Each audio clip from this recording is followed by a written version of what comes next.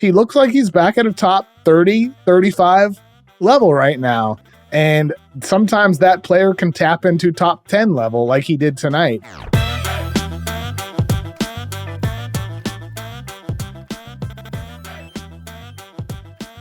The highlight that is going around everywhere from Monday night and will continue to go viral over the course of the next 24 hours. For anybody that has not seen it, I texted you while it was going on. The Harden fourth quarter tonight against the Pacers, like it really looked, the Pacers play these all-star games all the time, but this really looked like an all-star game. Just four guys standing out. This was the old Houston. It was four spread out, Harden one-on-one, dribbling the ball 1,000 times, breaking somebody off, step back jumper after step back jumper, and he goes nuclear. 35 points, 9 assists, 12 of 16 from the field, 8 of 11 from three. Russell Westbrook is his biggest cheerleader. He's going nutso on the bench. The whole, the starters are on the bench. He's out there with Coffee and Daniel Tice and whoever. They're just four. It's four guys. It doesn't even matter who he's out there with. He's playing one-on-one, and he's winning every time. And he ends up with 21, I think it was, in the fourth. 21 points in the fourth quarter in only 5 minutes and 51 seconds. Absolutely nuclear. And that's going to be the headline and the Harden, stats. And the highlights, which are crazy. The snow angels, the yelling into the camera. Was so cool, man. So good. Actually showing some serious emotion.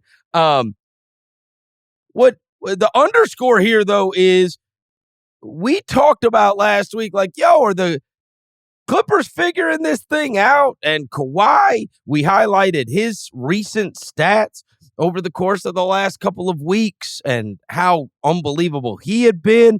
And the winning has not stopped. This is now 8 straight. And at some point, we got to start taking real notice, because I know that, they didn't have Miles Turner tonight in Indiana, but you don't just go in there and pummel them.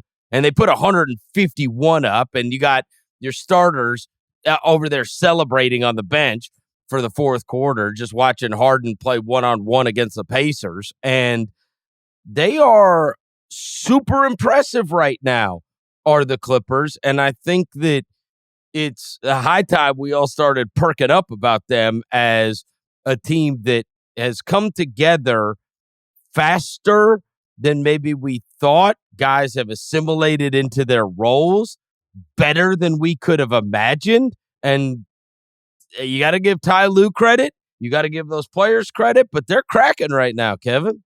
Absolutely. I mean, it's magnificent to see what they've turned into so quickly right here. We talked about Kawhi last week. Goes without saying, it goes without saying that Kawhi Leonard is playing at a top 5 level right now. But Harden was a top 5 level tonight, especially the fourth quarter where he's hitting those crazy step backs and everything like that. But for him, earlier, I think it was around Thanksgiving, something like that, I tweeted out a stat how he was shooting a career low number of attempts at the rim. It was 12% over his first 10 games with the Clippers, really low. He looked sluggish. He looked slow. He didn't have bursts. Since then, it's back up around 25%, which is where he's been the last couple of years with the Sixers and back when he was with the Nets. So it's not quite prime levels getting to the basket, but he's at least back to what he was last season. And how did we talk about Harden before this trade? I kept saying top 35 to you. I think I always said top 35 for Harden. He looks like he's back at a top 30, 35 level right now. And sometimes that player can tap into top 10 level like he did tonight. And so for the Clippers, they have a balance. Moving Terrence Mann into the starting lineup provided a lot of balance for them. Their starting lineup is so good with those 5 out there: George, Kawhi, Harden, Zubats, Mann.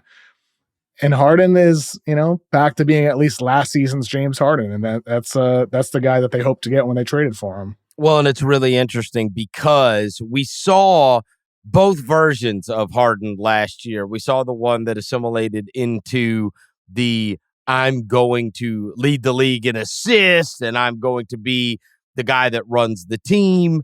And then we saw the one that like 4 out when Embiid was out in the playoffs, 4 out, and I'm just going to go absolutely nuclear scoring and prove to everybody that I can still do this, as we saw in the game 1 that he had last year. That being said, I think it's really interesting what Doc Rivers had to say talking to Bill Simmons, and these are the things that make Doc a very good guest to have, because Doc's been awesome on Bill's pod. It so gives good. you an insight that you would not normally have.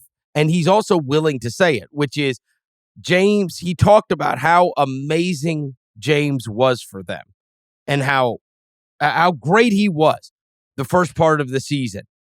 And that then he didn't make the All-Star team.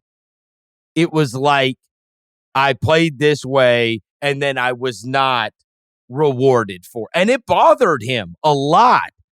And it changed him, right? It's almost like, all right, I'm doing this. Now I'm leading the league as this.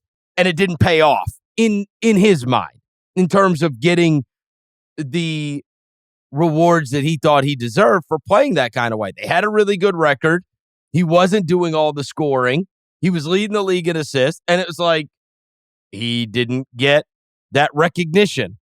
And then things changed a little bit after that. And I thought that was fascinating, because now we're kind of back to, oscillating between, yes, he can do this when he needs to, but he's been a really good team basketball player for the Clippers, especially recently, and has deferred.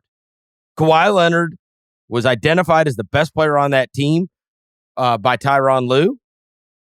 And James Harden has played basketball like Kawhi Leonard is the best player on that team, And that's all you can ask. Same with Westbrook, same with Paul. Like, they all acknowledge, like, all right, like, there's always, all of these teams, there's always a pecking order. There's always a pecking order.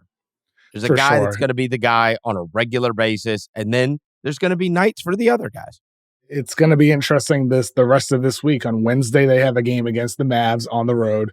On Thursday, they're on the road against the Thunder. And then Saturday, they have an afternoon matinee here in LA against the Celtics. So 3 tough games coming up to continue their win streak currently at 8. We'll see how they do with these tough matchups.